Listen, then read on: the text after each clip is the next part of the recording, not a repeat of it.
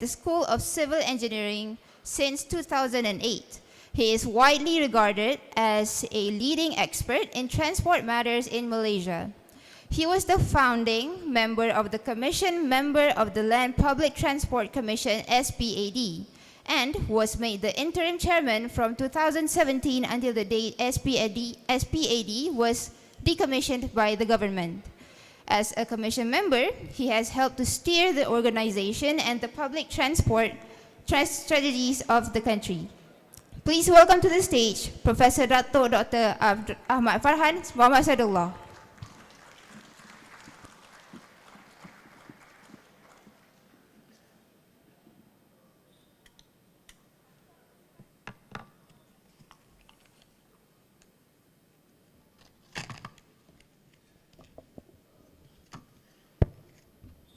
Assalamu alaikum wa rahmatullah and very good morning. Thank you, Madam Chairman, esteemed guests, ladies and gentlemen, friends of the transportation world. Welcome to Shah Alam and welcome to Malaysia. And I would like to take this opportunity to thank the organizing committee for inviting me to share my thoughts on a keynote entitled Mobility Aspirations Between Advances, Opportunities and Gaps.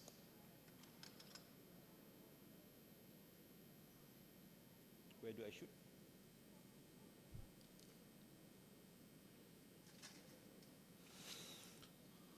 So, ladies and gentlemen, I will try to cover within the time that I have the following items. To look into the present and future mobility aspirations. I think we have heard quite a number of points from our distinguished guests earlier this morning. We will look at how we have progressed, but in the progress that we have done, there are also disparities. All right, so my main message today is to ensure inclusivity in the aspirations of mobility is maintained throughout the world, especially throughout the region of East Asia, in which we are all, doing our work in. And then how do we identify the existing gaps? And more importantly, through our community of research and scientific work, how do we actually help to bridge the gaps? And hopefully at the end, we all can make the world, especially in the region of ours, to be a place where all our transportation and mobility aspirations are being met satisfactorily. So this is a simple and quite dated representation of sustainable transport. As we know, it covers the environment, the economy and society. And now as we talk more about the Sustainable Development Goals, the role of transport and mobility has become very, very important. And if we were to look into connecting mobility to SDG, this is of course my own interpretation. We have several of the 17 SDGs that have direct relationship, contribution or impact to or by the mobility. Okay, and if you can see from the diagram or from the table, good health and well-being is directly related to mobility, primarily through the issues of road safety. Okay, because many countries are still struggling with road safety issues, and we are nowhere in sight of the solution of trying to halve the fatalities and casualties on road safety for many, many countries. So that's how mobility is linked to good health and well-being. Good health, mobility is also linked directly to the goal of industry, innovation and infrastructure, because as you know, infrastructure is very essential behind mobility. Either about having infrastructure to provide access or maintaining the infrastructure so that we can make sure that our mobility is safe, comfortable and helping productivity. So that's how mobility is actually addressing the industry, innovation and infrastructure SDG. And of course, sustainable cities and communities. We are in the city of Shah Alam, which I'm sure and confident is trying to achieve the goals of sustainable cities and communities. And mobility will be very essential and to be a very critical enabler to it. We also have other things that we can link to mobility. For example, under dependence, for no poverty, no poverty will be helped a lot by good access to public transport, good access to roads. So indirectly, no poverty goal will be dependent on mobility. So does zero hunger, because food distribution depends on the logistics of mobility. And quality education as well.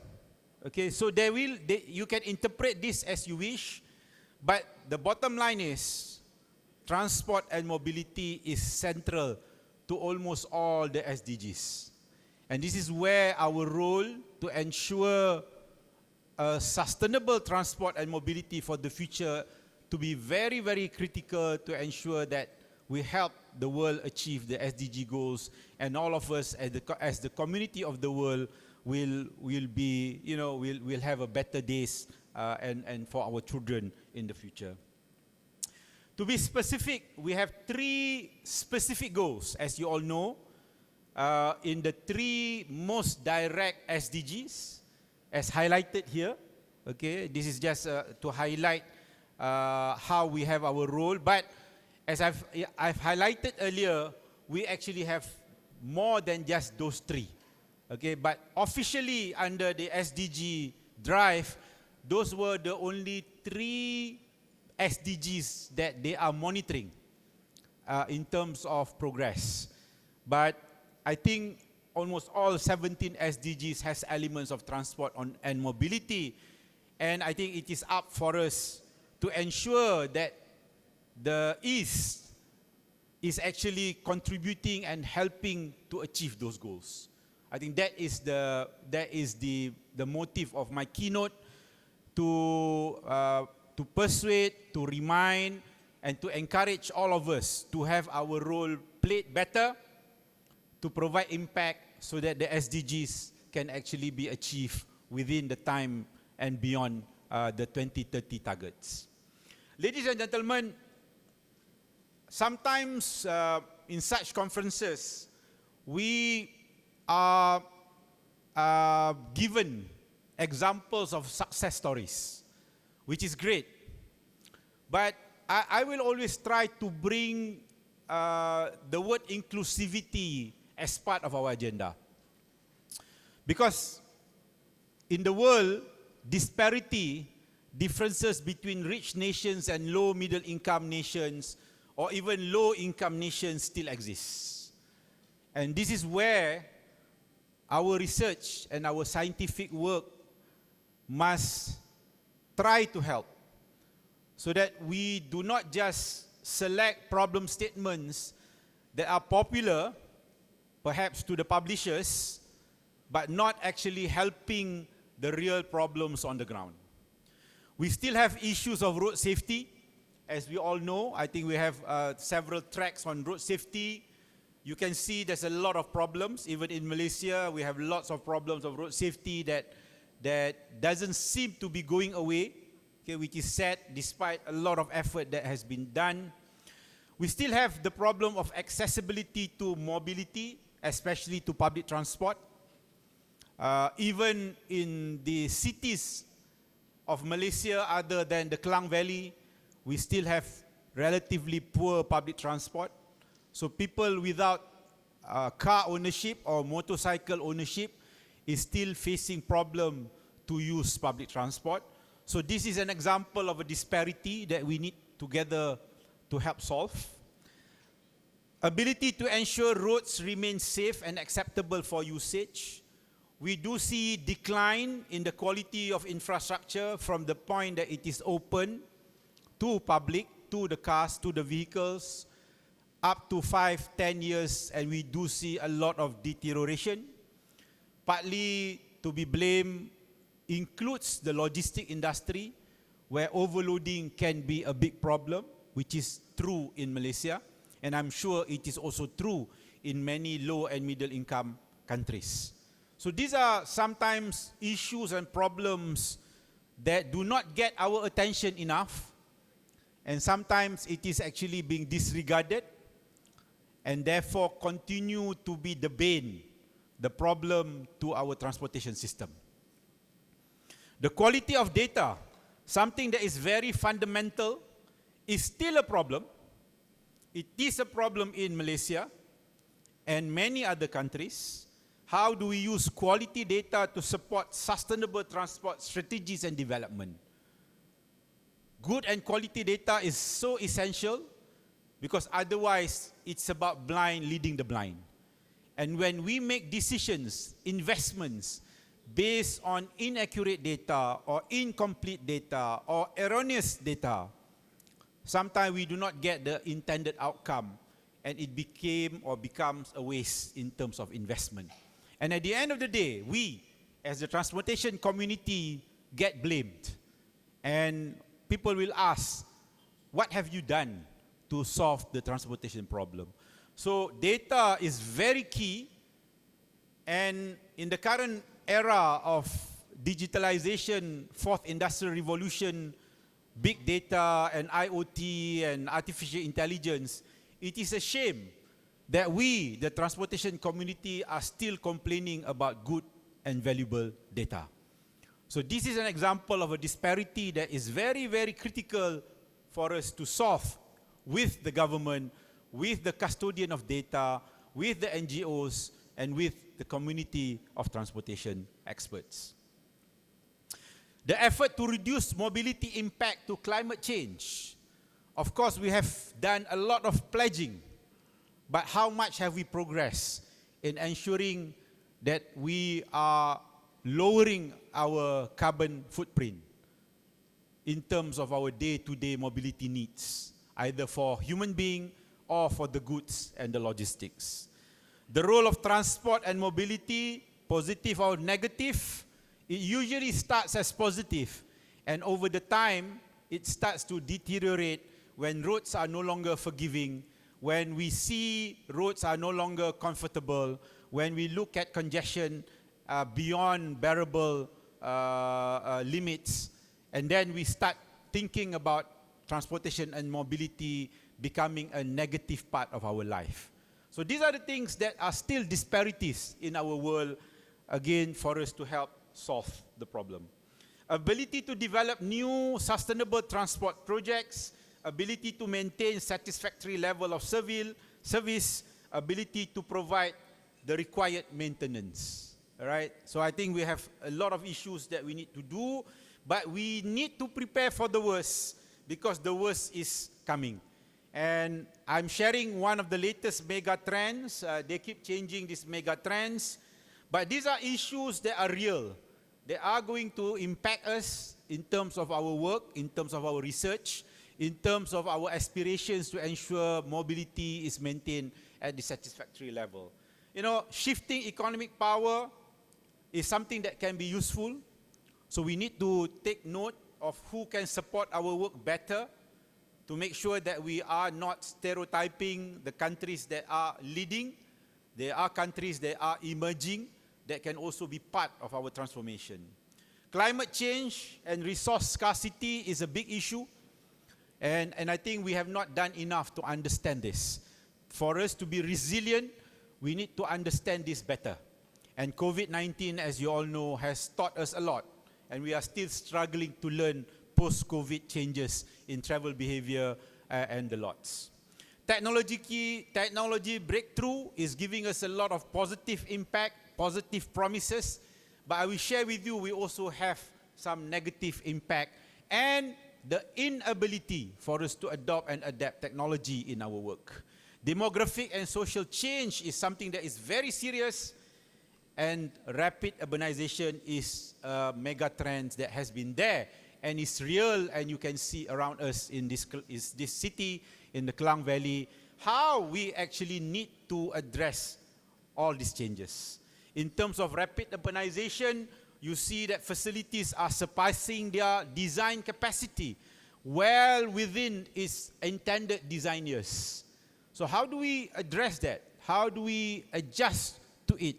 And this is not only about the aging of infrastructure, but it is also about the utilization. As I said, when we are under pressure from the logistics industry, when enforcement needs to be improved, we do see a lot of problems like overloading that is damaging our infrastructure.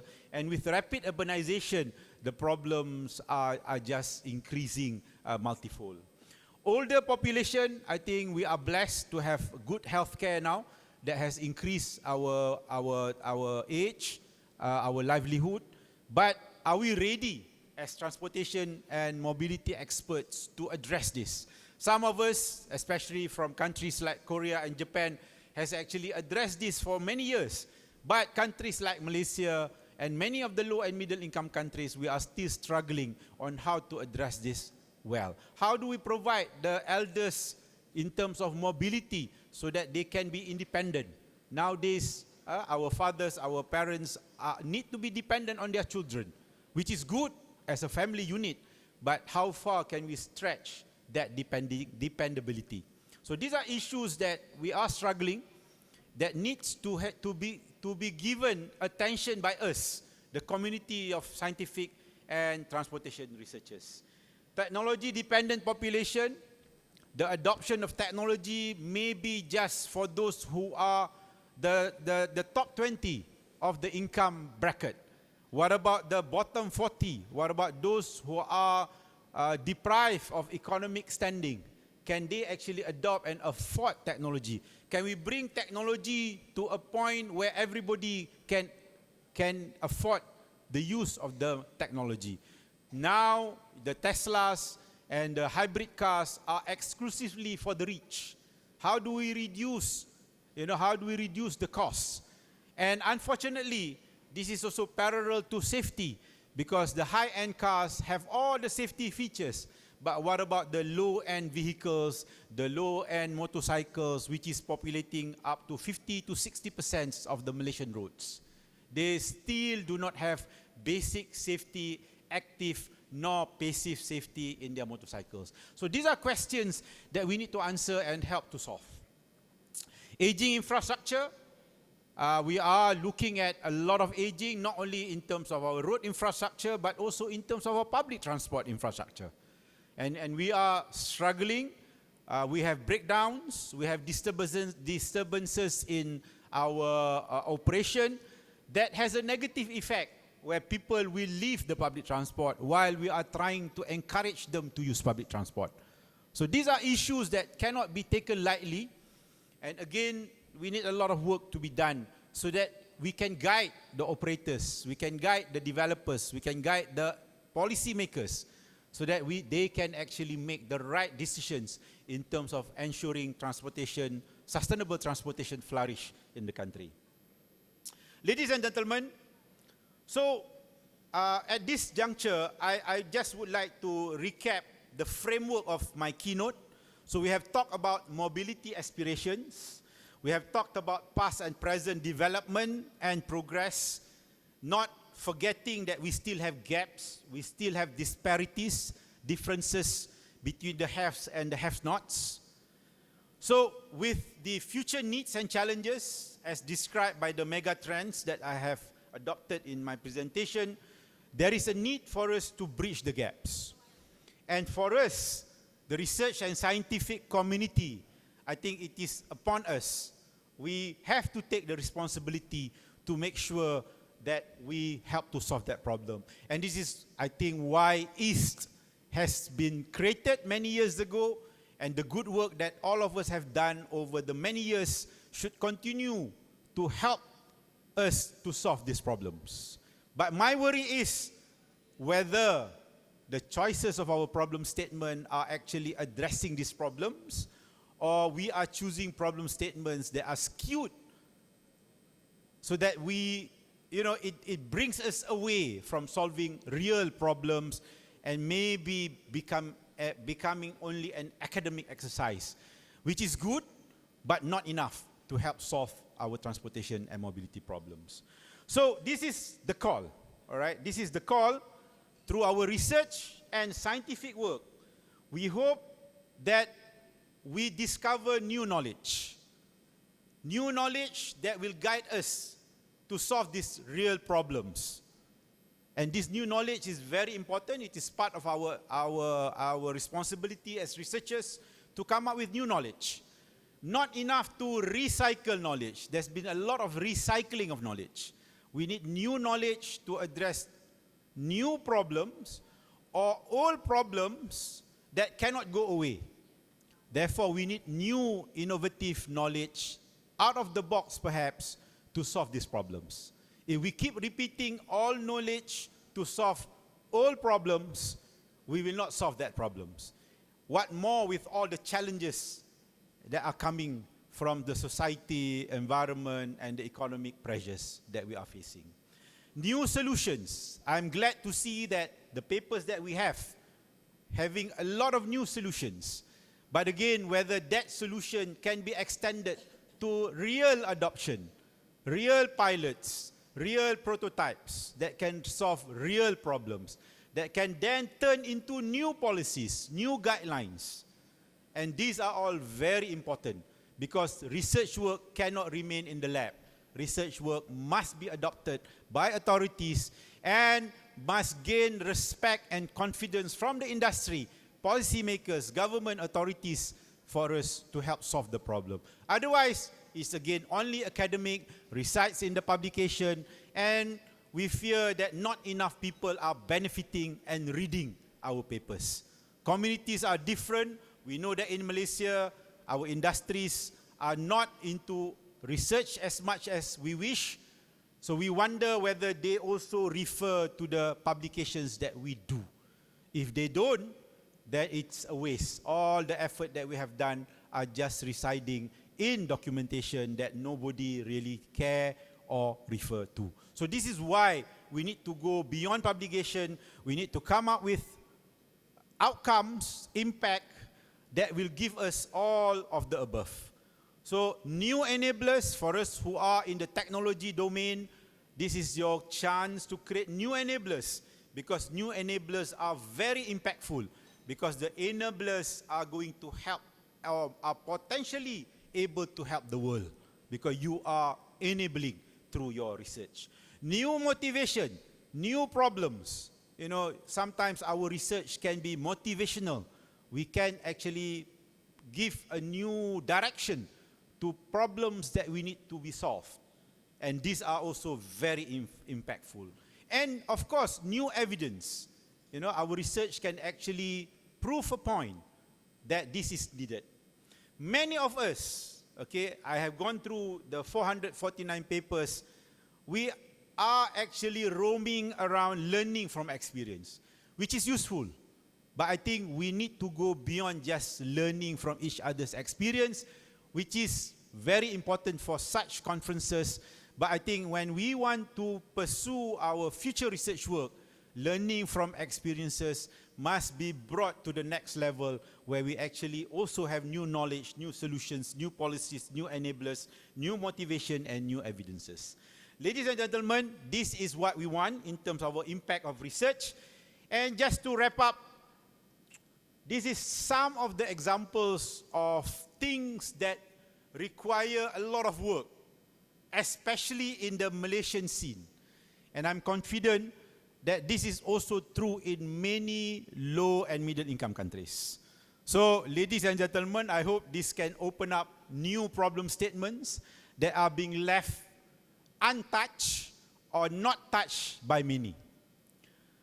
We have future advancement, readiness and gaps for EV and low carbon mobility.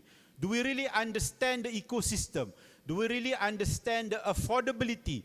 Do you know the elasticity of demand for low carbon mobility? The answer is we do not know enough. So there's a lot of room for us to go, especially as you heard from our Deputy Minister, the government is committed towards this, and every government in the world is also committed towards this. But we must go beyond commitment and pledging. We must help the government to find answers. And we need to bring EV outside the privileged few.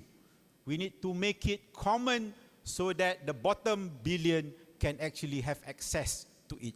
And with it, I think we can do a lot because it's electronics and technology based. We can also help to solve our problem of safety, which is one of the biggest problems in Malaysia. 70% of our fatality and casualties involve motorcyclists. So it gives an opportunity, but we need to understand how to push it to the masses. Society gaps in technology use. Again, are we ready to bring technology? Are they affordable? Or they are only in the top expensive vehicles? Okay? How do we bring it? How do you humanize the technology so that mobility will be, will be given, we give the advantage in terms of mobility to all, right? The word is inclusivity. Resilience of the transport system. We are still reeling from post-COVID. How resilient are we in terms of disasters? Many of the countries are prone to disasters, flooding. We still have flash flood around us here in this beautiful city of Shah Alam. We get paralyzed. People in Kuala Lumpur and Klang Valley gets nervous when it rains after 4 because the chances of flash flood is very high. So how do we address this? These are issues of resilience.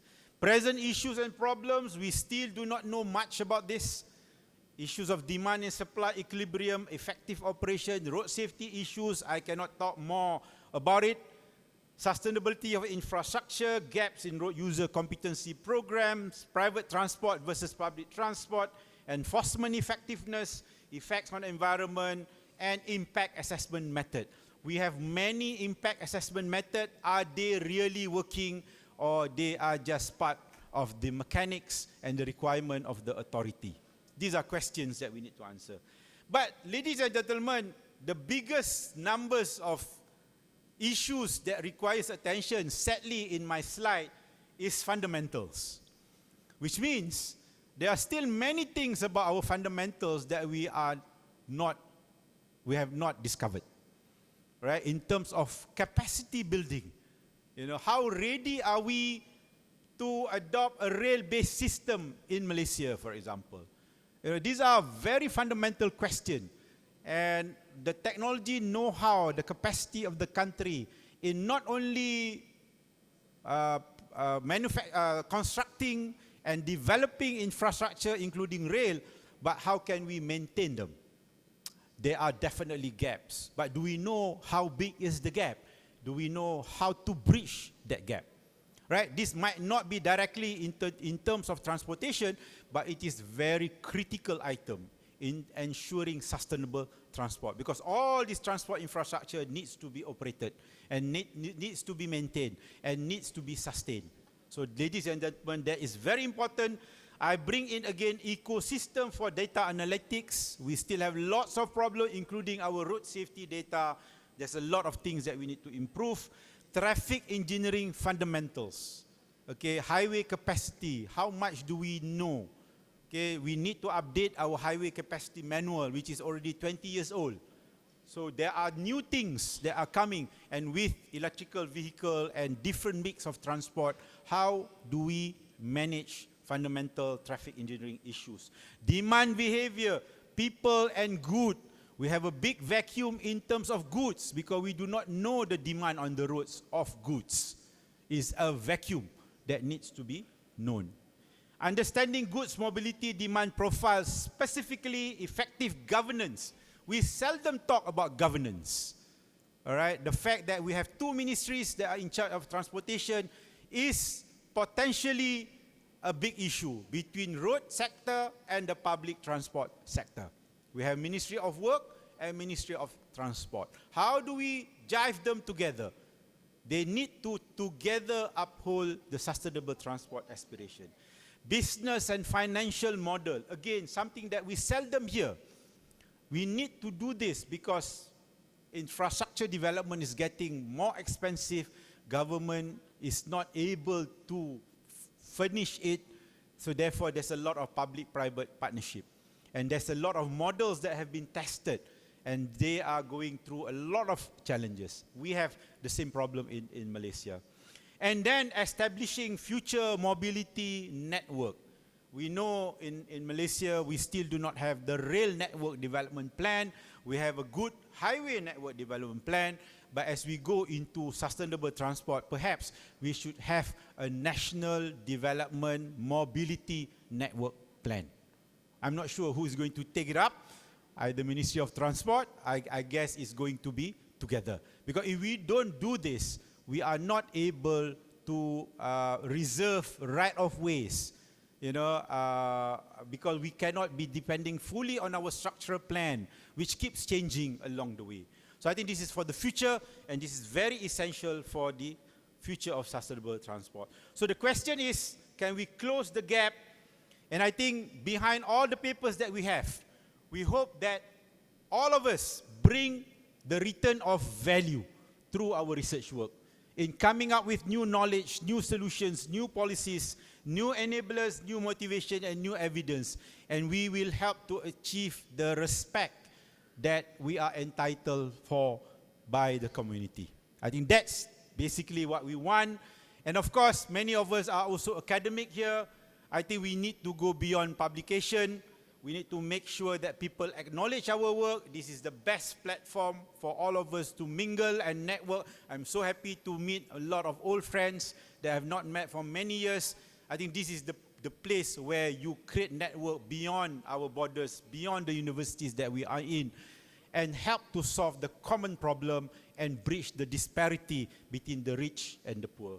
So ladies and gentlemen, I seek your cooperation to do a survey throughout the conference to actually give your perception whether the paper that you wrote or the paper that you attend is actually addressing something that is new knowledge, new policy, new motivation, or whatever that I've listed before. I mean, this is an opportunity to get 700 people to be part of the participant. I will share the results with the EASTS so that EASTS can also see what impact has at least the Malaysian EASTS 2013 conferences have given in terms of giving new policies, new solutions, and the rest.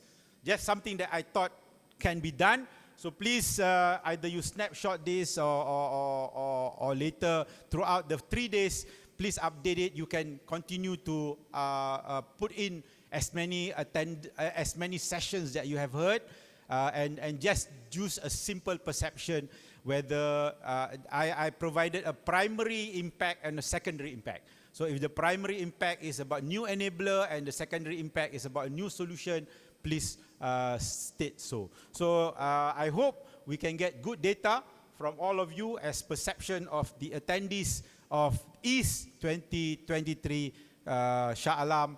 And with that, ladies and gentlemen, I hope you have enjoyed my keynote. My purpose is to agitate, to provoke, so that all of us understand, despite our development in our work, there are still gaps. There are still disparities. And I hope all of us can help to bridge that disparity. With that, ladies and gentlemen, thank you very much again for having me here, and thank you for your attention. Wabillahi taufiq wal hidayah. Wassalamu alaikum warahmatullah, and thank you very much.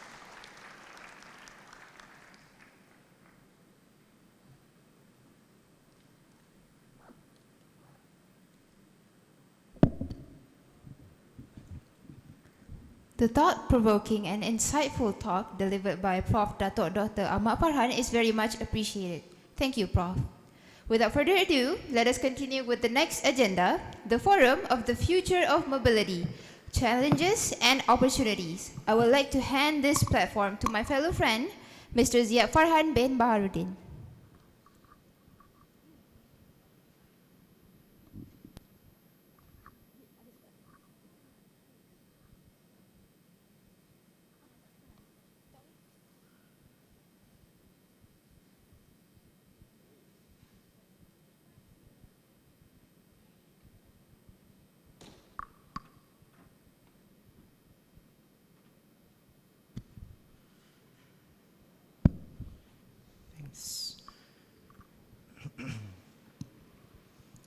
Greetings, everyone. Thank you to my fellow MC, Farzana binti Ahmad Faisal. I am Ziad Farhan bin Baharuddin, and I will be your MC for the next session of the day, which is the forum. This forum will be moderated by Professor Dato Dr. Ahmad Farhan Muhammad Sadullah, where the topic of discussion is about the future mobility, challenges, and opportunities. Please welcome the first panelist, Professor Hinori Kato from University of Tokyo, Japan.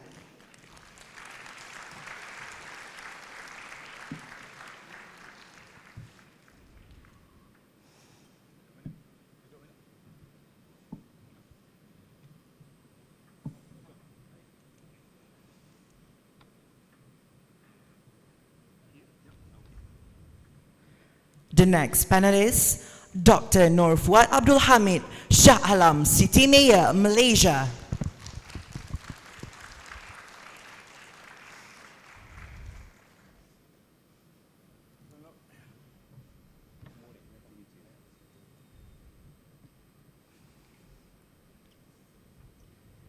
And the third and final panelist, Professor Dr. Gunther Emberger to Vienna from Austria.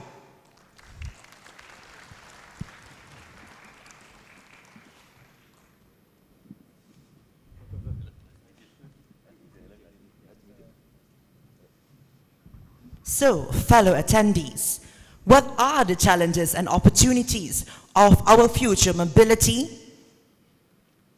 Let us find out from today's forum. Now, I will hand this honor of talking to you all to Professor Dato Dr. Ahmad Farhan Muhammad Sadullah as the moderator for today's forum. Please welcome. Thank you. I think your name was Farhan as well, right? Yes, okay, thank you, moderator. Assalamualaikum warahmatullah, and very good morning still. Again, welcome to EASTS conference. I would like to welcome our esteemed guests, Prof. Hinori Kato, Dr. Nur Fuad, and Prof. Gunther. Yes. Ladies and gentlemen, it is my privilege to moderate the Forum 1. This is one approach by the organizer to get as many experts to be able to address the theme of our conference. And the forum has, there will be 3 forums. And the first one is talking about the future of mobility, challenges and opportunities, to reflect the issues and what I have actually tried to put forward in my own keynote. So in this forum, we have about 1 hour or so to discuss. I will provide some questions. Some of the questions I will make it open so that everybody can actually give your thoughts. Some of the questions perhaps I will ask directly to any one of you so that you can actually give more in-depth answer to the problems. But it all resides, or it all addresses the issues of the future of mobility, what are the challenges and opportunities. And ladies and gentlemen, my dear panelists, when we talk about the future of mobility, of course, we cannot run away from the promise of technology. And as I said earlier, there's a lot of interesting and exciting propositions that are with us, ahead of us. But maybe we can look into the perspective of perhaps 3 countries. The European perspective, the Japanese perspective, and the Malaysian perspective. How do you see technology provides the opportunity or challenges to sustainable mobility? Maybe if I can start from the farthest from us, Prof. From Vienna, if you can just share your thoughts about the technology, a simple start, maybe a short view of it. Please, okay. Prof. First of all, thank you very much. It's an honor for me to be here and to provide a little bit of perspective of Austria. It's a very small country in the heart of Europe, and also a little bit the European perspective. And thank you very much for your provocative speech, and I made a lot of notions and notices, and I can really reflect on a lot of things what you said. And just to let you know, since Austria or Europe is a first world country, and also CO2 emissions are very important, and we would like to become a CO2 neutral society in the year 2040 already, a little bit earlier. And what we have learned, that, and sorry for saying this, that with technology, we will not solve the problem. We also need, beside technology, we have to use all existing technology, make it very, very efficient, but what we have to do is, we have to change also our travel behavior. And I think we will discuss it later on, but what was missing today is, when I talk about travel behavior, the most sustainable means of transport is walking and cycling. And I haven't heard in your speech anything about walking and cycling. And this is really one of the problems, because if we don't use walking and cycling, we will not solve the problems. And I think we have time later on that I explain a little bit more what we have to do to encourage people in the future to walk and cycle a little bit more. Okay, thank you. Thank you very much. Okay, since you have the mic, sir, a bit about your thoughts on technology, advancement, and sustainable mobility. Thank you, Prof.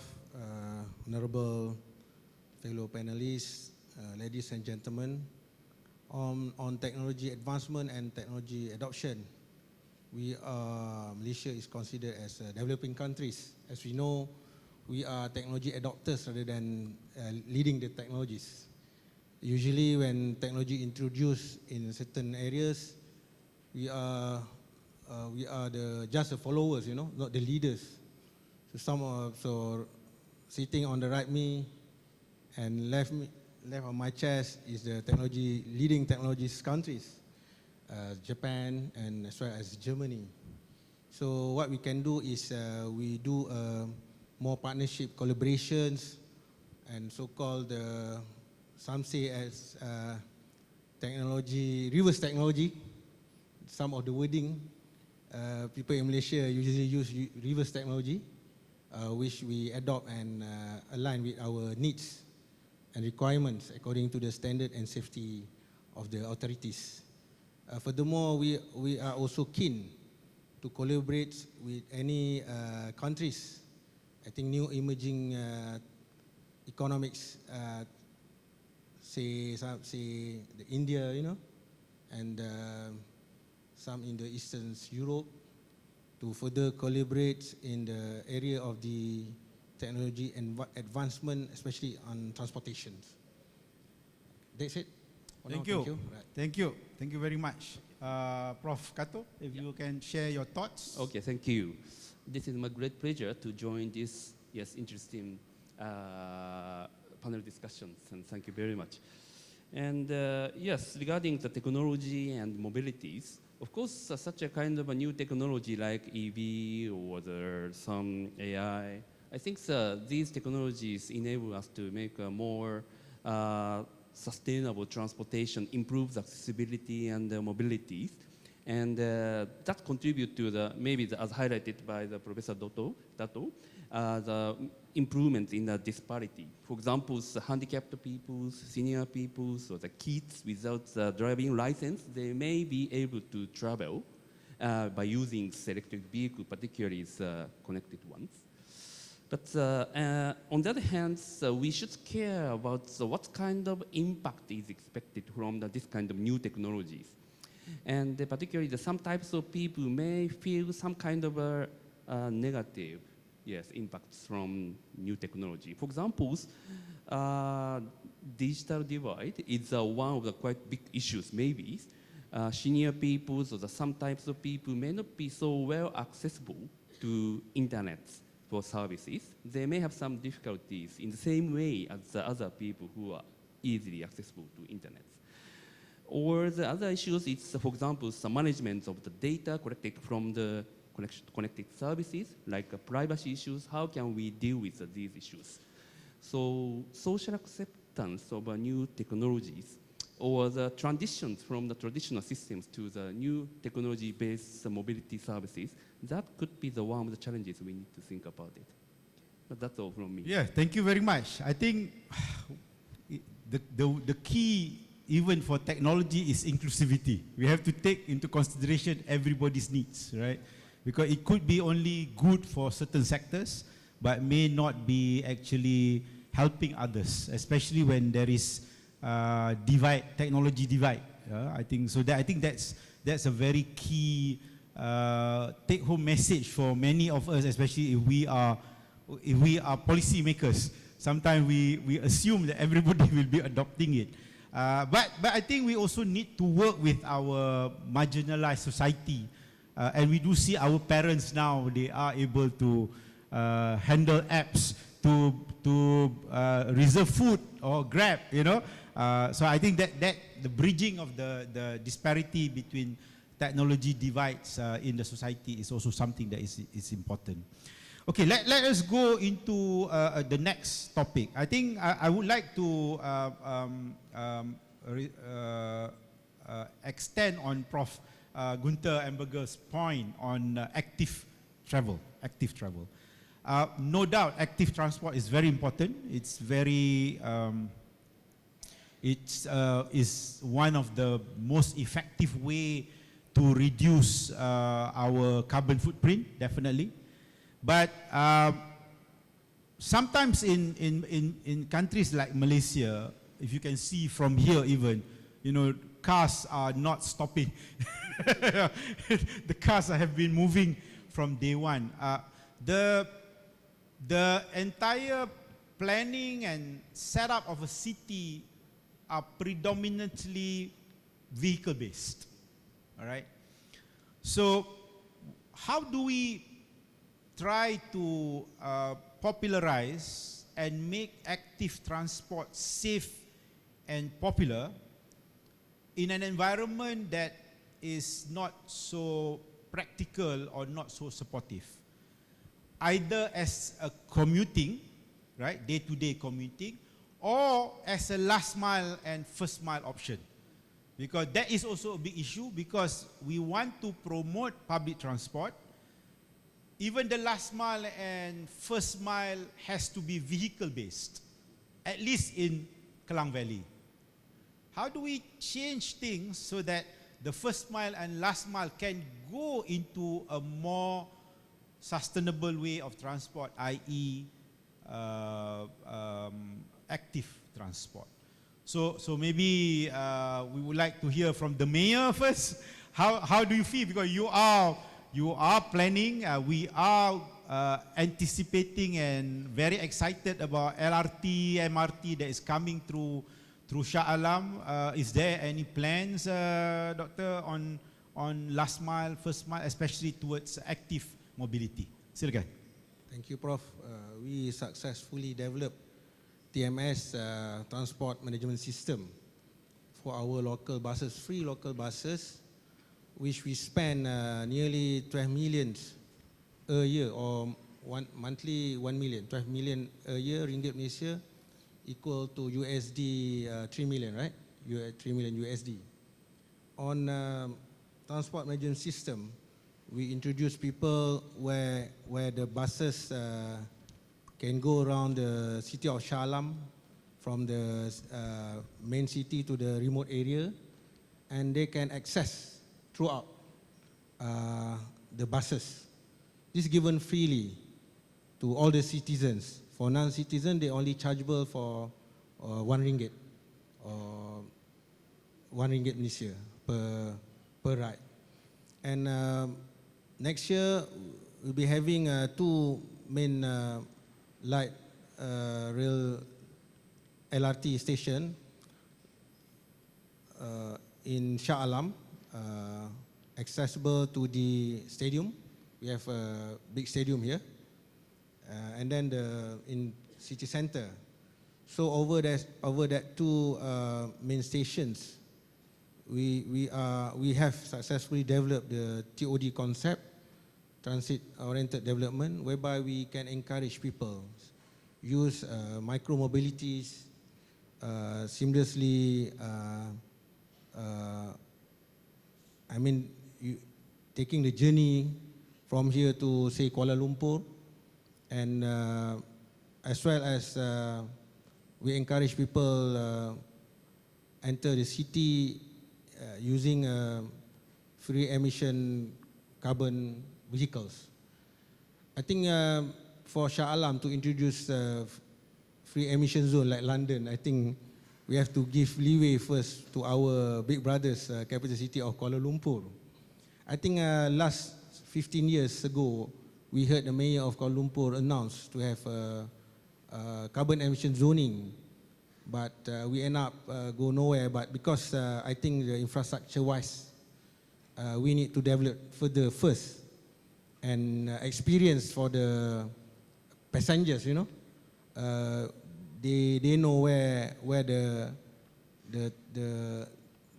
transport, I mean the public transports start and ends. Therefore, this is good for starting ambience or environment or ecosystem for Shah Alam to introduce may one day a free carbon emission transportation in the main city of Shah Alam. Thank you, that's it. Thank you. Thank you, Doc. I hope best wishes to Shah Alam. I think the will must be there. Yeah. But I think sometimes our problem in countries where we are very much car-centric, anything to do with public transport is an afterthought, right? That's a problem. You know, we have done every route network, then only we try to fit in public transport. So again, perhaps my call for a national mobility development program, you know, is something that we need to start thinking of, because all cities have started with a very extensive road network, and when we introduce public transport, it is expensive to introduce one, and yet we still have problems of the supporting network. So I think this is something that we can learn from our lessons, and perhaps you know, in a greenfield technology, we still have other cities in the country that do not have rail network that we need to adopt that. Thank you, Doc, for your sharing of your thought. Prof. Kato, I know Japan has been doing this for many years. What are still the challenges? I mean, do you see any more challenges in terms of active transport use? I know that people walk everywhere, and maybe the weather is less punishing compared to Kuala Lumpur or Shah Alam. So what are your thoughts on this? And maybe you can give some tips to us on how to make sure the last mile and first mile and commuting in active transport. Thank you. Yeah, as you said, in urban areas like Tokyo or Osaka, such a very huge, large cities, we have a quite extensive public transit network, and the people may travel by public transit services. And in those cities, first mile, last mile is, of course, one of the important issues. And recently, for example, e-scooters has become more popular among young people, and that could be expected to be used for first mile, last mile to from railway stations. So I think the new technologies could change the style of first mile, last mile. But if we look at in local cities or rural areas, unfortunately, even in Japan, we do not have sufficient quality of public transit services, and particularly those cities suffer from the decline of populations or the rapid aging. So the existing public transit service cannot continue their services. That is quite a big trouble for us. And due to that, more people shift to private cars. So how can we keep public transit services in those areas is quite another big issue. Anyways, we are now discussing about, of course, how to subsidize or support public transit service, but on the other hand, how can we make the cities to fit the public transit services, like transit-oriented developments? And so urban planning or the land use planning themselves are quite important to support public transit systems, as the textbook told. Oh, yes, I think that is still the challenge for us, yes, in Japan. Yeah. So for a country that has have done it for many years. The mega trends are actually also challenging you in terms of the elderlies that needs to commute. They might be able to commute, but first and last mile, they still need to depend on vehicles, right? That is another challenge. I guess the challenge will never go. Okay, maybe Prof, we can hear from your thoughts from European perspective. How do you see all this? Thank you very much, for the question. I have to say, first of all, we have somehow to think a little bit in the past. And in the past, 50 years ago, we still were all mobile without using cars and without using climatized vehicles, said in this way. So there were cities, and they had the network, and the network was made for cycling and for walking. So in the last 50 years, we destroyed everything because we invented the so-called transport planners. And in our head is the car, and we always wanted to maximize the speed of cars.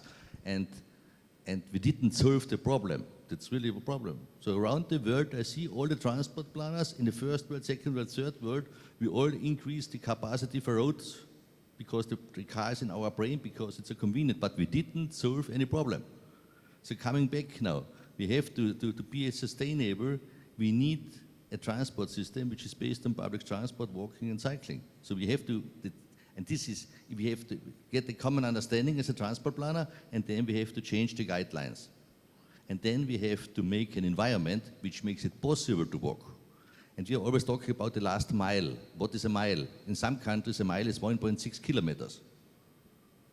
But if we have really a good public transport network, like we have in Vienna, we don't have a last mile because we only have a last 200 meters.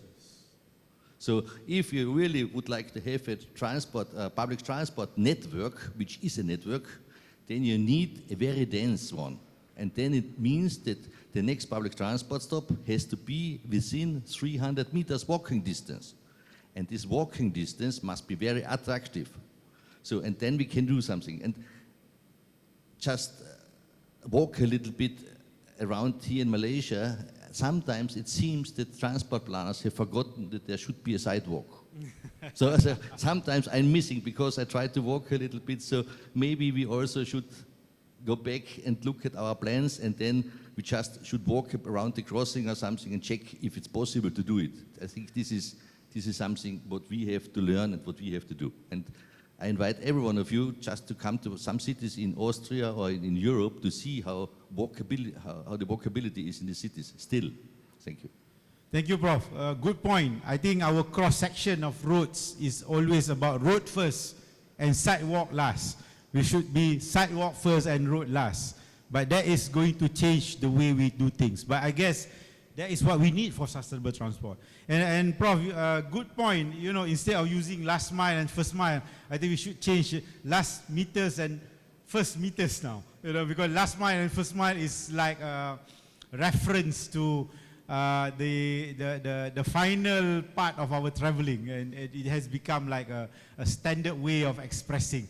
But it gives you that connotation of 1.6 kilometers, which is too far for public transport. Yeah, I think we are trying to at least make our last accessibility to public transport within 200 to 300 meters. So last mile is a bit too much. Okay, ladies and gentlemen, we have finished first two rounds, but I would like to get the wonderful audience here to participate in our forum, because a lot of forum has been between the moderator and the panel members only. We have 700 attendees in the EASTS conference. So in our first forum, we are talking about the future of mobility, challenges and opportunities. We have talked about technology as the prime driver, and we have seen how it also has its limitations and challenges. And we have talked about the so-called last mile and first mile in terms of encouragement of active transport so that it is not polluting and giving stress to our carbon footprint. So I would like to invite any question from the floor, either to extend the discussion that we have had, or to ask any questions pertaining to the future of mobility to ensure sustainable mobility. So please, we'll see how encouraging the response from the floor is. If we have questions after questions, maybe I do not need to ask any more questions after this. Okay? So can I have the first point from any members of the floor? The farther you are, the more questions you need to ask. Yes, sir. Please. There's mic in the middle. Maybe you can introduce yourself and address your question to any particular member, or it's an open question. Just right by the aisle, in the middle. There's a, yeah. Yes, here. Just in the middle here, yeah. Just mic there, please. Secretariat, if you can also help, please.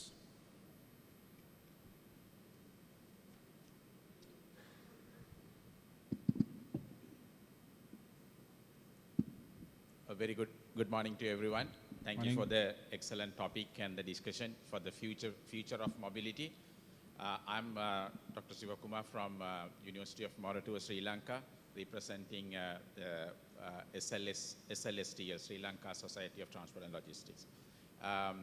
To the best of the time available, let me make it very short. Usually for a mobility, like we are talking about only on the transport side, like we were talking about last mile, and then Professor from Austria mentioned that it shouldn't be a mile, it should be some meters. To make that mile to meter, it's not only we need to tackle the transport side, but we need to tackle the land use side importantly. So my question or opinion I would like to see, how we integrate or marry this land use and transport, which are unfortunately in a under two separate umbrella or under two separate institutions or an organization or thinkers. So how do we make this merging? It's a challenging question, but it's a very important question. Thank you. Thank you, sir. Thank you, our friend from Sri Lanka. Thank you. So anybody would like to answer that question? The challenges of land use transport integration is a problem that has been with us for many years. Anybody would like to answer? Mayor, do you want to answer that first? We have a mayor here. He's in charge of land use transport. Thank you very much, Mr. Sivakumar. As an authority for the city councils, we usually have every 5 years reviewing our RT, rancangan tempatan, local plans. So sometimes we are bound with the federal planning as well as state planning. So we put local planning as our main guidelines. So some of the investors, they are keen to invest in certain pocket of the development. Therefore, we need to shift upon the demands of the residents. Nowadays, I think the youngsters, new generation, they are keen to live in the township, everything in there. Say the condominium, high-end condominiums. No longer, because of the scarcity of the land, so therefore high-end condominiums, a mixed development in there, So having said that, the accessibility of the transport to have a seamless journey is utmost importance for the new generations. And then I think they are likely to have, less likely to have cars, and their awareness of the environments is more than us, say in aging 20s or 30s.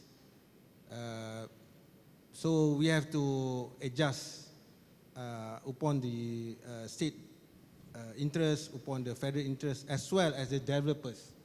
So it's quite crucial, and we need to engage with the public. We have town halls when we develop certain areas, and then we shift the development to the latest updates of the demands of the residents. Therefore, it's not that easy, when we craft the plan, and suddenly in the midst of the plan to have it implemented and it changed in the midst. So we have to abide by the bigger framework of the states, bigger framework of at federal level, because we are at the third tier of the government. Thank you. Thank you. So I think the will is important, and there must be coordination to make sure that sustainable transport is planned and executed. And I like the point that the younger generation is giving a future for sustainable transport. That is good. Yeah, Prof. Yeah, maybe. Before Prof, can I see any show of hands interested? Okay, I'll ask. I just want to see how many hands. Okay, please. Yeah. Can we make a short reflection about this? I think it's always a hen and egg problem all the time. Transport and land use and so on and so on. But anyhow, we realized that there's an error and a lot of people are using the car. So I think we have to change somehow the guidelines. There exist guidelines how big must be the number of car parks, for example, and where they are located, very close to the house. But there are no guidelines, for example, where should be the next public transport stop. And you can change this. We have to change these guidelines. And there are no guidelines how to park your bike safe in the location and so on, or regarding car sharing if we have a big development. So I think we have to change these guidelines, and we have to change it in this way that the location of the nearest public transport stop and the location of the parking lots must be the same distance. Then people will really change their behavior very easily, I think. And therefore, that's some of the simple rules. So we have to do this. So thank you. Okay, Prof. Yeah, please. Yeah, sure. Okay, so I agree to the points of younger people's education's importance, yes. And maybe some of you knows, but maybe others may not know. Yesterday and the day before yesterday's, the Early Career Researchers Transport Forum was held, and some of the young members participated in that, right? Many members here, right? Oh, thank you. Yes, and those transport forums are aiming to give us some kind of ideas and also some communication opportunities among young researchers in Asian transportations. And they highlighted walkability or intersectionalities, and they discussed about some kind of integrations of transportation and land use, particularly, for example, design for pedestrian, or some kind of diversities in urban planning and transportation systems. I think this kind of activities are very important and useful for future mobilities, particularly in terms of integration of land use and transport. So I think we should support this kind of activities for promoting more further understanding and discussion, particularly for younger generations in transportation field. Great. I think it is true that the public transport users are increasingly to be younger. We can see it in Klang Valley, and I guess they are also now voters. Okay, our age of voting has gone down, which means we have to listen to their views as well. So thank you very much. That was a good question. I have a gentleman, yeah, and then a lady. Okay, I have a gentleman and a lady. You just stand by near the mic. Yeah, please. Introduce yourself and your question. Good afternoon, everybody. I am Ravi Babu from India. Worked with the Ministry of Railways, and then now I am with Chartered Institute of Logistics and Transport.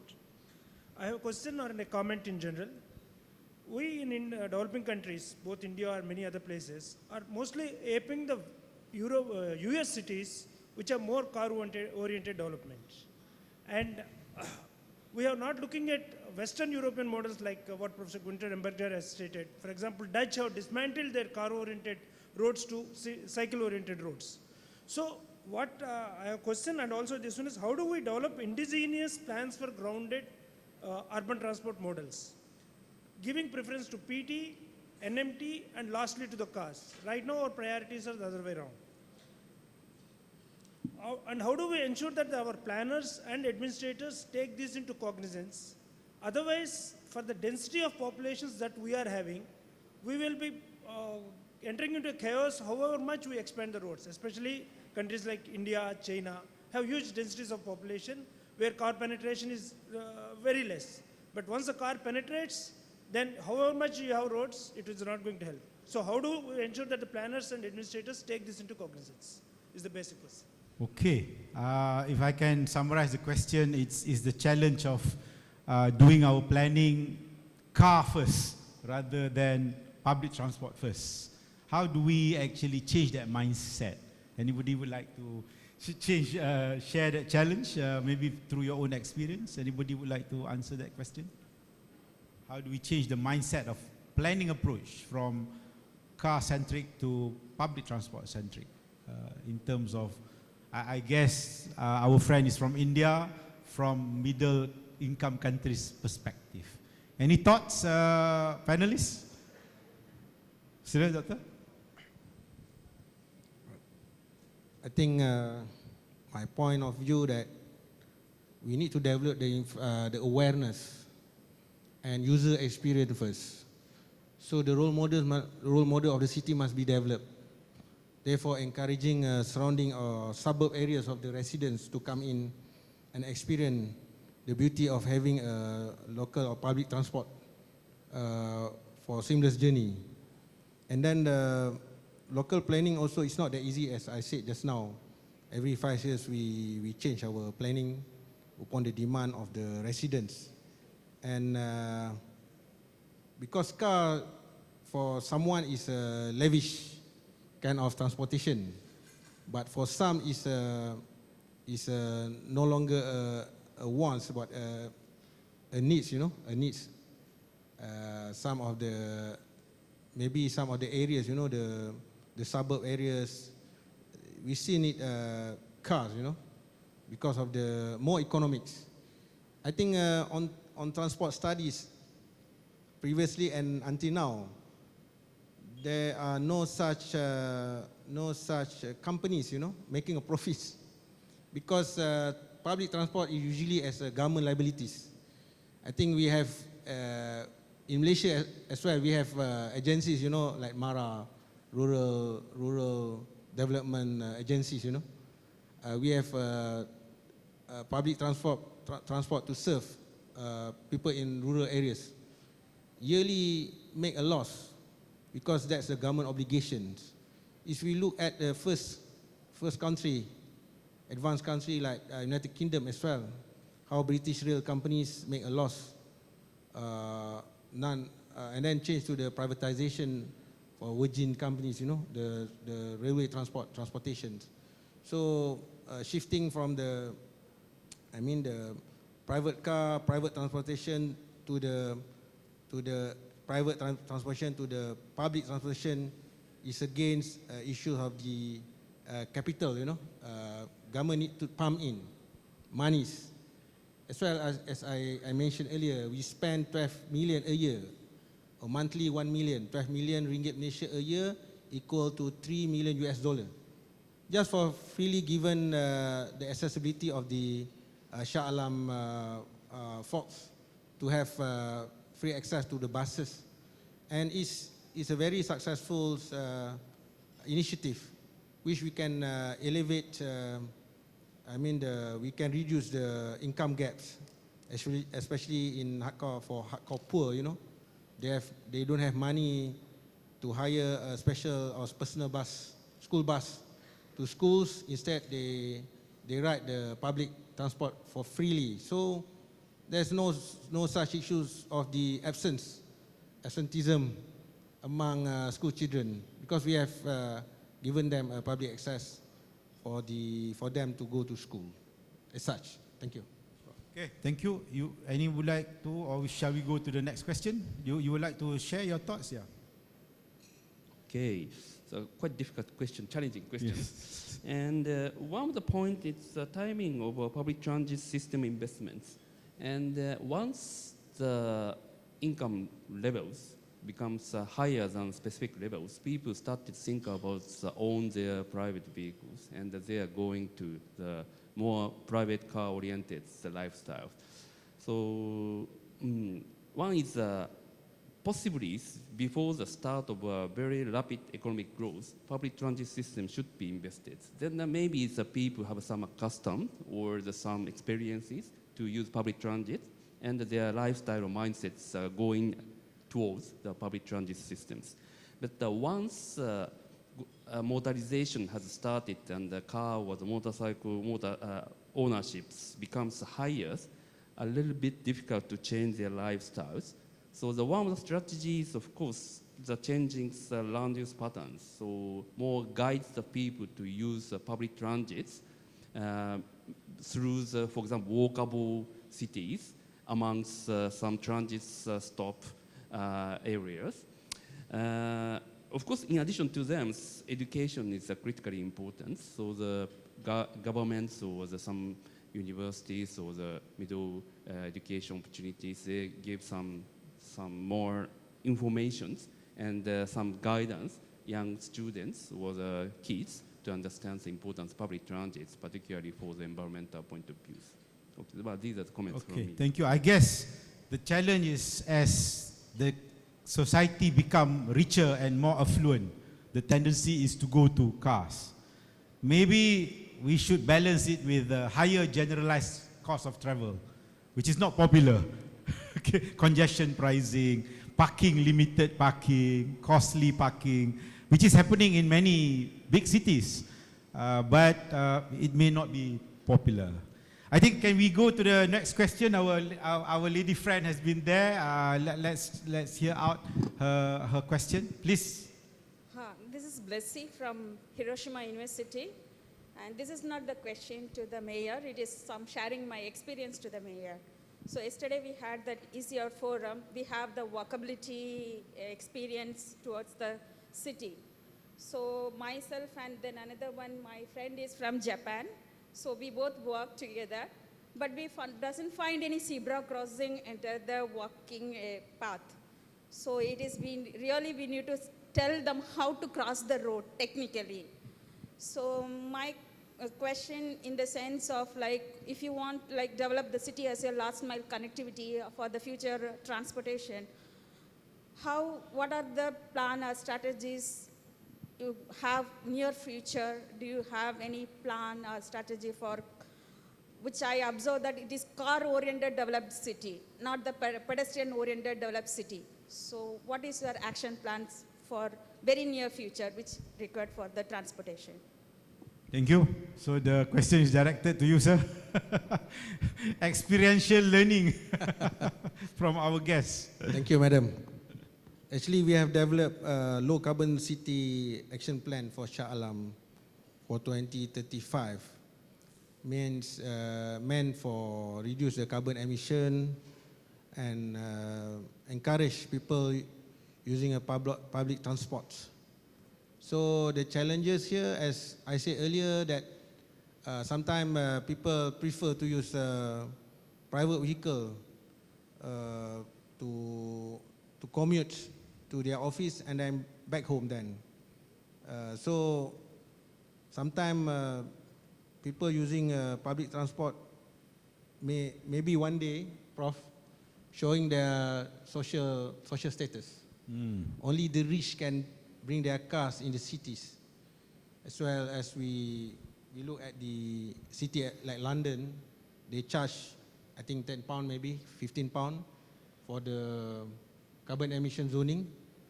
So even to impose that kind of the charging or charges, it's difficult for us, you know, because then people will, if you impose that for the resident of Shah Alam, and then they may ask for maybe reduce the penalty or discount or scrap at all, you know. Yeah.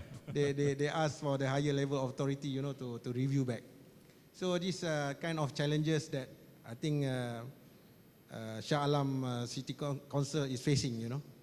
Even though we have, we find people for parking, you know, they errant public, I mean using the public parking, they don't pay the parking charges, touch for millions. But sometimes we need to promote for them to pay up to 70%, 50% to do, I mean to get the fine, I mean payable back to the city. So yearly we have to do an open day, you know, for city council. and then the day for everybody to pay their fines.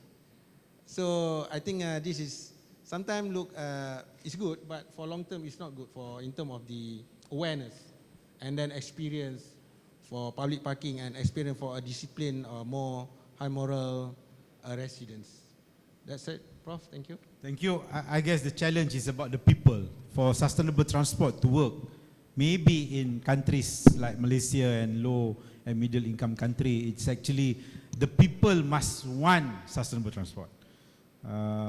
If the authority wants it, that the people doesn't want it, you have this problem.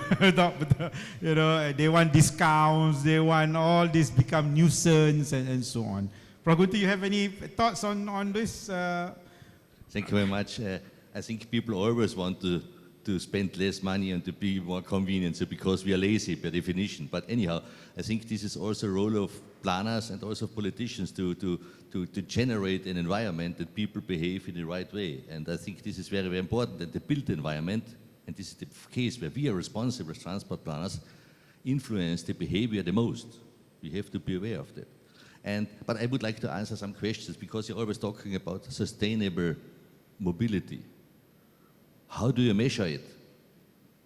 I don't know, do you have targets in this country that you say, okay, the CO2 emissions must be less than 40% or 2 tons per year or something like this per person? What are the number of modal split, for example, and what are the accidents? Because if you don't have quantified targets, it's very difficult to measure the success of your policy instruments, what you have done. And I also would like to know, if you don't reach the targets, what is the normal process in your countries? I can tell you, in Austria, if we don't reach the targets, we don't make the policies more stronger to reach the targets, we just postpone the date, which is maybe not a very intelligent solution, especially if we deal with climate change. So I just want to know what is the approach here in this region. Thank you. Yeah, maybe I can answer that. We have targets.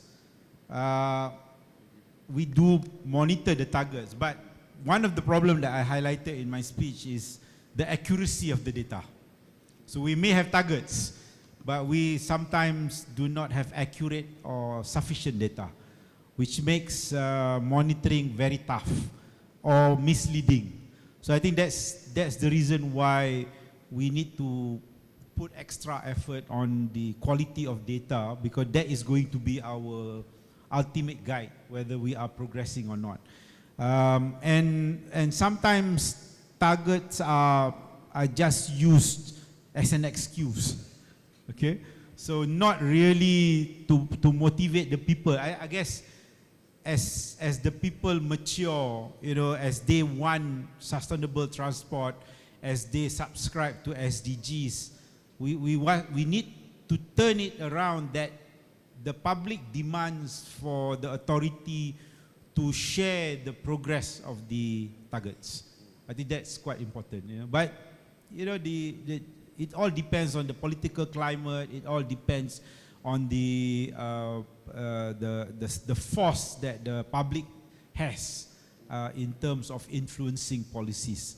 And I guess these are fundamental differences between low-income country, low and middle-income country, and the rich countries. You know, how people behave and so on. But ladies and gentlemen, this is where we need to open up the horizon of our research. Because not only we look at the technology and the transport solutions, but we know that behind all those solutions are the people.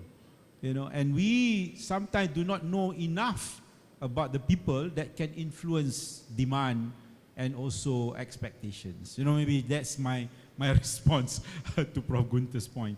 Any other question that you have? Yes, please. I have a gentleman there and a lady here. Can we have the three more? Okay, please. Yep. Then I saw a lot of hands. So, yeah. Salamat, Petang. My name is Rene Santiago from the Philippines. I am not an academician, but a professional practitioner. And I sort of get intrigued, especially by the title and the latest statement about the differences among countries, or the least developed and the more developed ones. But I notice in all the discussions, no one has mentioned the elephant in the room. And I refer to the fact that most developing countries of Asia cannot avoid the fact that at present it is totally dependent on what you called informal transport or paratransit. And nowhere did I hear any mention that when you talk of future mobility, what do we do, in fact, with the dominant form of public transport in nearly all countries, developing countries, is paratransit. And we cannot discuss the future without looking at the present, which is dominant. So that's, in effect, is an area that I would like the panelists perhaps to give some idea or some. Thank you, sir. From the role of paratransit, especially towards localized transport, I know some countries use it a lot. Any experience of paratransit that you would like to share? If not, I can share a bit. We had some issue of regulation in terms of paratransit. Of course, paratransit has actually transformed into e-hailing, you know, the modern way of paratransit. We used to have paratransit that has routes, but now the e-hailing, in my opinion, has sort of taken over the role of paratransit in a way. So sir, I think that kind of supportive environment is still important for mobility, but may not necessarily be that sustainable as well. Okay, because in Malaysia, for example, we do have problems of regulating them. We have problem of safety, and some of the countries also have motorcycle paratransit or motorcycle e-hailing, which adds up to some of the problems, you know. But it's true. Perhaps there are so many issues that we need to discuss. I hope there is a session on paratransit in EASTS. It is definitely something that is normal here. Yeah, please, sir. Prof. Yeah. Thank you very much for this very important issue. And I think paratransit covers, makes explicit or shows the deficit of the existing public transport systems in this country. So if you have a better public transport system, then maybe paratransit goes down. And I also have to say that in first world countries, we now invent the paratransit new. It's called now micromobility for the last and first mile. So it's more or less the same what you have already in your countries. You have a very small scale public transport system for short trips or something like this, and now we invent the same what you already have. And I think in this case we can learn from your side, and this is, I think, a good approach, and we have to talk about this. Thank you. Thank you, sir. We have several more persons. Yeah, please. Yeah, just go. Yes, please. Our lady first, maybe? Lady and gentleman, yeah. Yeah, please, come. And then you, sir. Right, thanks. Yes, good morning, good afternoon. So I'm Durley. I'm representing Women in Transport Leadership Network. And I was really very heartened to see Associate Professor Masria speak to us and address us. Because, for the first time, there was a female leader to actually look up to. And then, the panel discussion came, and I was pretty sad to see that, this is an all-male panel. But I know that you have, very... Sorry about that. It could be a fairer person. Yeah, thank you. But I know that you have very good perspective because, you probably are married to a woman. You might have children who are, female. You have mothers, definitely. And I was just wondering, because the topic of our session today, panel discussion today, is the future of mobility, challenges and opportunities. And I would like to ask the panel to reflect on that topic, the future of women's mobility, challenges and opportunities. Maybe give us one each. Thank you. Thank you. Thank you, madam. All right. So please, Prof, maybe from your perspective of ensuring inclusivity, I think the word is inclusivity. We can discuss inclusivity in many ways. We talk about income disparity, but gender disparity is also very important, and it's part of the SDG after. Please, Prof. Okay, thank you. Yes, we have a little discussion yesterday and the day before yesterday about the topics in the transport forums. Of course, first of all, so we should promote the females or the handicapped people or the various anyways types of people to participate in the discussion in transportation strategy development. And yes, we are a little bit likely to discuss just amongst engineers, but we should invite the various types of disciplines peoples and also the both users and operators and also the other various types of peoples. Really, the transportation is interdisciplinary and very covering the various topics. So how can we include and involve those peoples into the discussions? That itself is really the starting point. And in that sense, yes, here, and we are sorry, just male panelists. We should invite other types of peoples, not only in this panel discussion, but in ordinary sessions, discuss together and try to find the future ways together under the ideas of diversity and inclusion. So that is really the critical role of this kind of academic societies. And also we should lead the societies to change into that kind of directions. So I think that this is a really good opportunity for us to start to discuss about the intersectionalities. Thank you. Doctor, maybe you can share your experience in Shah Alam. Thanks, Prof. For gender sensitivity on transportations, I would like to say about safety-wise. So in Malaysia, I think almost past 10 years ago, Prof, yeah, we have introduced certain areas of public transportation meant for or prioritized for the women, namely in buses. We provide for the pregnancy, preggy women sitting, as well as light rail transit, LRT, mass rapid transits, MRT, and parking bays in shopping malls, which we allow bays accessible closer to the main doors for the shopping malls. Because we know in Malaysia, I think the culture in here, usually husband giving monthly kitchen spending to the, to the wife or mothers, but then mothers and or wife spending those for groceries in shopping malls, bringing together their children. So closer bay parking to the mall can ensure safety for the women.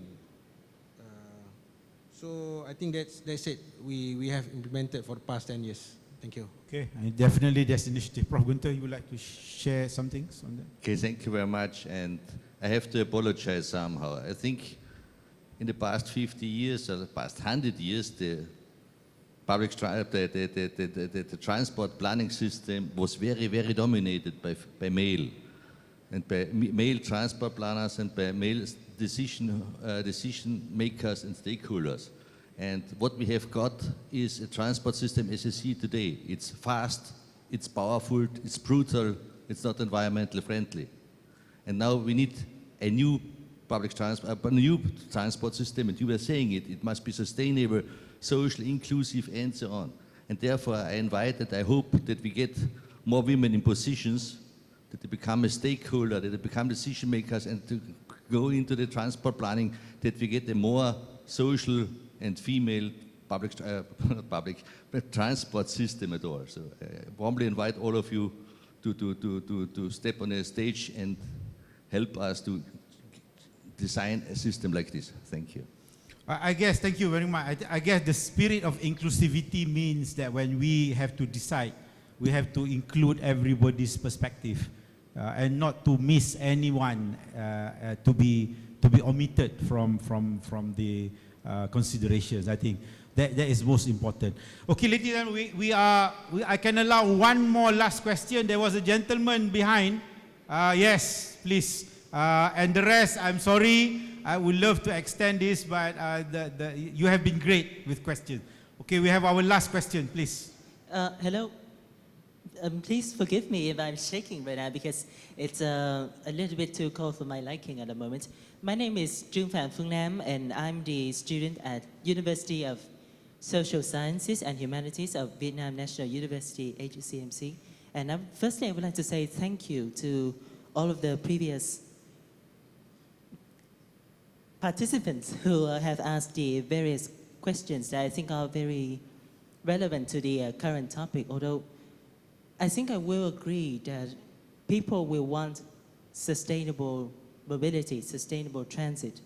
The problem is that in not mentioning the less than well-off cities, but in middle-income cities, sometimes people are stuck in the old ways, in my observations, stuck in the old ways of mobility using private transport, when in reality, the public transport system is not too flawed to satisfy the needs of those people for those travels, those journeys. So I think we have a lot of good research, a lot of good relationships with the governments and the regulators, but I think we can if we can spend some time working with the public and reaching out to the public to discuss our results of the research and what the public can do, then we can probably kickstart a much needed conversation about reforming the public transport system, especially in cities where there is not yet an established metro system and there's a lot of potential for a public transport so-called revolution.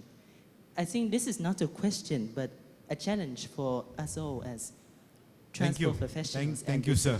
I think that is reflecting on the call of the day, where we as researchers, the communities of scientific that is supporting transportation, should provide impact, as you have suggested. You know, it has to go beyond just academic and publication realm. You need to get the attention of the authorities, you need to get the attention of the private sector so that we can influence what is needed for the country. Thank you very much. All right. Terima kasih. Thank you.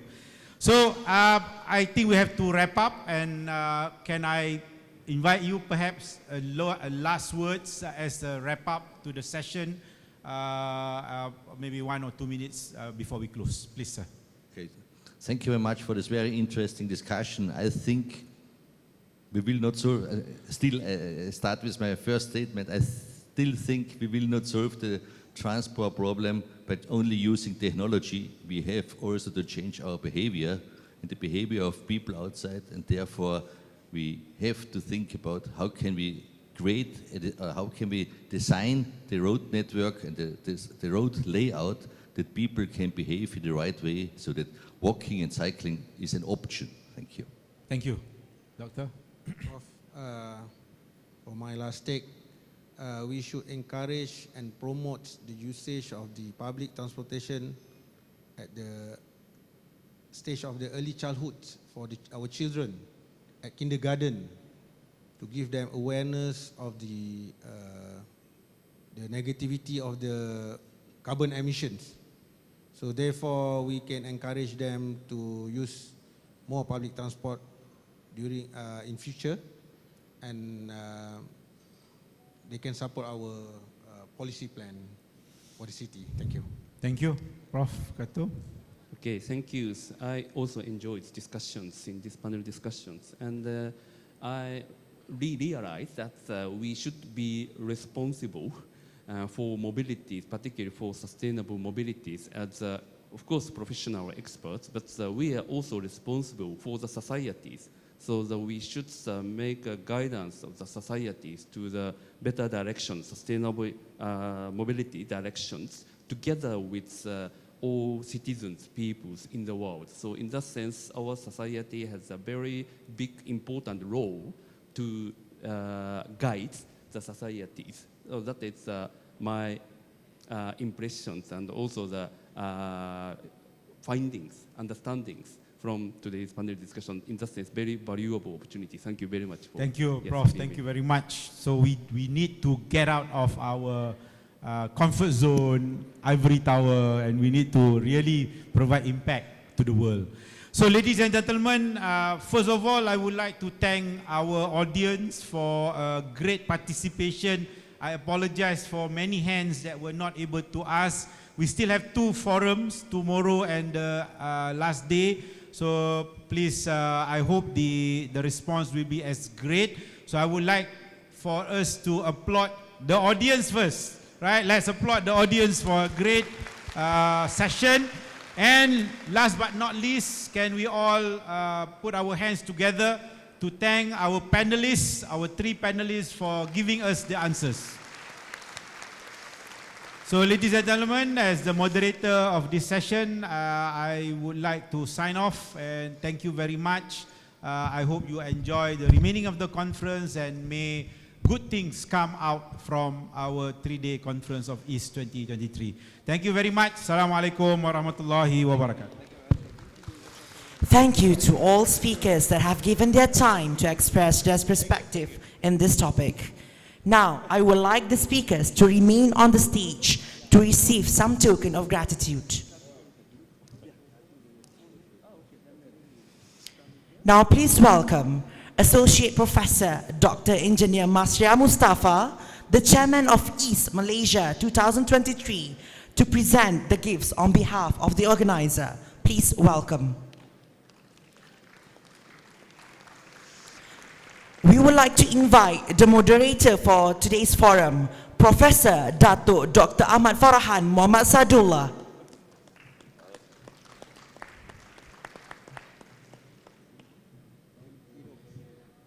Next, the first panelist, Professor Hinorori Kato.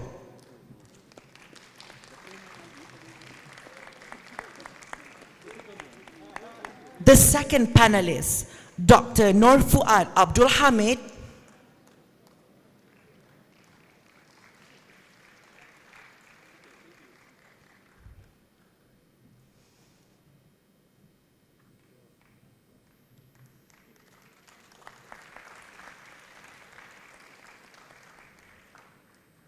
And the third panelist, Professor Dr. Gunter Amberger.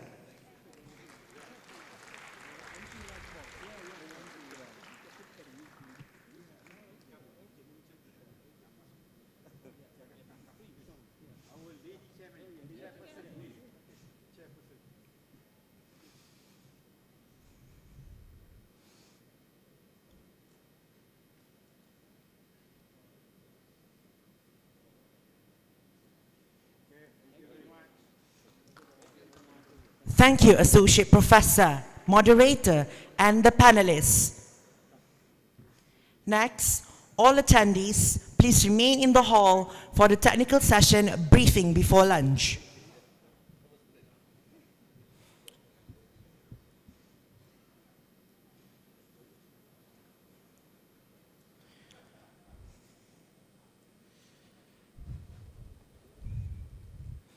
All right, hi, Bismillahirrahmanirrahim. Assalamualaikum warahmatullahi wabarakatuh.